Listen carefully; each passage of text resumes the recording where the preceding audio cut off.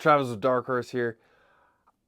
I got sent a video earlier this week on how the guy was saying how modern day jiu-jitsu is absolutely horrible for self-defense and how it's actually counterintuitive or counterproductive for self-defense. Now, I'm going to disagree with it. And like everyone's entitled to their opinion. The guy lists off his degrees and stuff and how long he's been fighting and everything, and cool, that's awesome. He goes on to show some videos. He goes on to show some videos of like Kron Gracie's recent loss to Bryce Mitchell, the dude that pulled off a twister. How much more modern day jiu-jitsu can you get than Bryce Mitchell throwing a twister up? Beside the point. But Kron Gracie, elite MMA guy, versus Bryce Mitchell, elite MMA guy, was a MMA match, not self-defense. It was an MMA match. So you're probably going to be taking what you want and trying to put it in the area that you hopefully have the best chances of winning. And that's what Kron did. He was pulling guard. He got rocked. He got slammed and elbowed, right? TKO, KO, I can't remember if he was fully knocked out, but he lost. And that's just a example of game planning going wrong, right? You're cherry picking. You when you start jujitsu, you usually start with some fundamentals. You learn how to get out of mount, get out of side control, hold mount, armbar, triangle, rear naked choke, right? Kind of the basics. You learn those through sparring, rolling. What does sparring and rolling in modern day jiu-jitsu help you do? It helps you get comfortable being in uncomfortable situations. Now, in a street fight, in a street altercation, that's an uncomfortable situation. All right, so you're probably going to be more comfortable, calm, and have your mind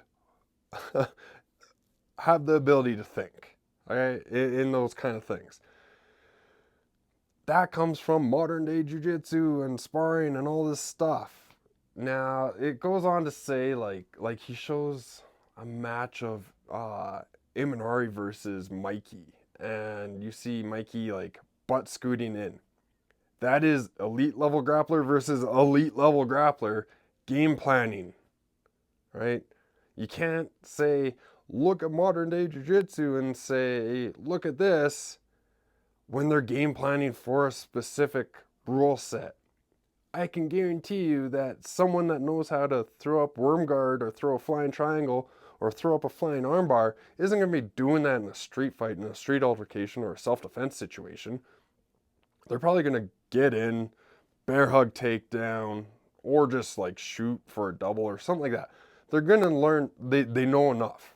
Okay, they're smart enough. If they can throw up a flying triangle, a flying armbar, they are smart enough to know that's stupid on concrete. That's stupid on gravel, right? They're going to play it smarter. And yes, how you train is how you will perform in a fight or something like that. But if all you're doing is training flying arm bars, your gym is failing you. It's not modern day jiu-jitsu failing you. It's your gym. You should probably have some good fundamentals under you.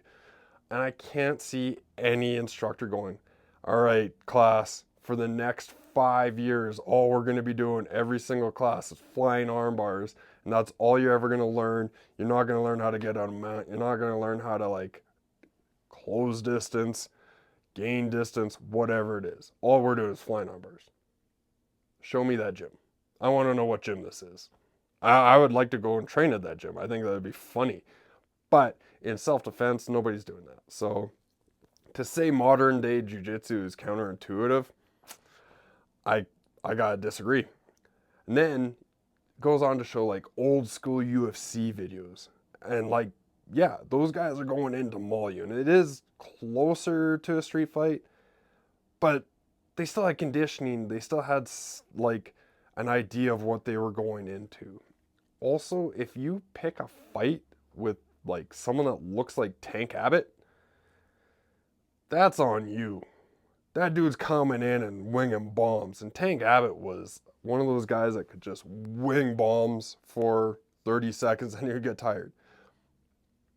It's part of the deal. If you pick a fight, and that comes back to, okay, well, Kron Gracie butt screwed it. If you pick a fight with a elite MMA guy, you screwed up a long time ago. That's on you. If you're picking fights, you're an idiot. Most fighters don't go, hey, I'm gonna go out and fight a guy. You're probably being an asshole, right? So don't pick fights. How many fights are you getting into? How do you, like, are you just scouring the internet for data on this? Which is a good thing. That's what you should be doing. But if you're like, man, it's just counterintuitive, it would never work. How many fights you get into? It's crazy. There's a crazy thing where people are, it's easy to take modern day jiu-jitsu, cherry pick little things like worm guard, flying triangles, all this stuff, lapel guards from Imanari rolls and inverting and stuff. Yeah, that's not going to really work in the streets, but you're not using that in the streets. You're going to get in, close the distance, make sure that they're getting little rabbit punches in that aren't supposed to hurt, especially from an untrained assailant, okay? That's what self-defense and all these like street fights kind of thing, untrained. Okay, so you're going in against an untrained person that's probably winging bombs from his hip and trying to hit. Guess how easy you do this? You just cover up and, or even better, you go like this. Wow, there's a sidewalk that way, and you book your ass that way. You should have some cardio under you if you've been training, so run away. Rickson Gracie talks about this. One of the best Gracie Jiu-Jitsu combatives talks about, I came out of a bar, there's a pub or something like that, and a guy wanted to fight him, and he's like, yeah, I probably could have taken this guy, but who knows? Maybe there's other people. Maybe that dude has a knife. Book it. Easy. Get out of there. And this has come from a guy that got stabbed. I've been stabbed, right? I've been stabbed and it sucks. It's not fun. So don't even get into that situation. Run away. Way better for your health. Work on, if you want to work self-defense into modern day jiu-jitsu, which is just jiu-jitsu, okay? Ask your partner to throw in some boxing gloves. Throw these big ass bombs at and see how many you can defend. See how many come through. Right? That's an awesome way. That's one of the best points he said. Get a partner, throw in boxing gloves, work your ground game. See if you can get to his back. See if you can, or their back, sorry. Choke them out. Okay? Make them think like they're an untrained individual with zero base, zero idea of connection to the ground. Okay? All this stuff.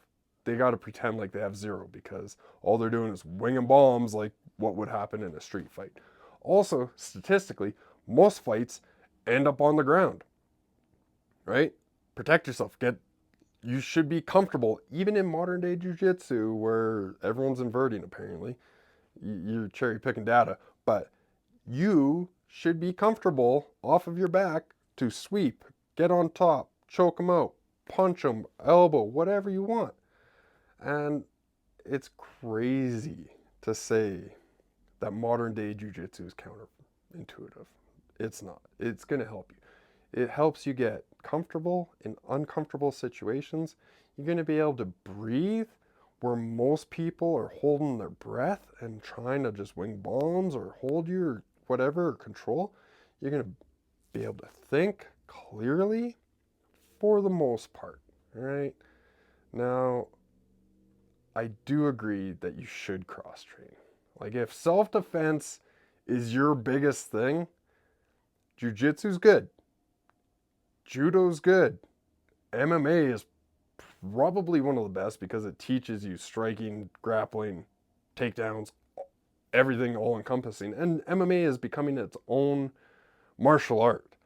Like Rory McDonald didn't like start training in jiu-jitsu. He didn't just start training in kickboxing. He started training in MMA. It's its own little martial art. And I would say that's probably the best one, other than like getting really good at a 100-meter dash. Like that one, you're not getting punched, you're not getting anything, you're just bucking it. Now, cross train, okay? Supplement your grappling training with some boxing training.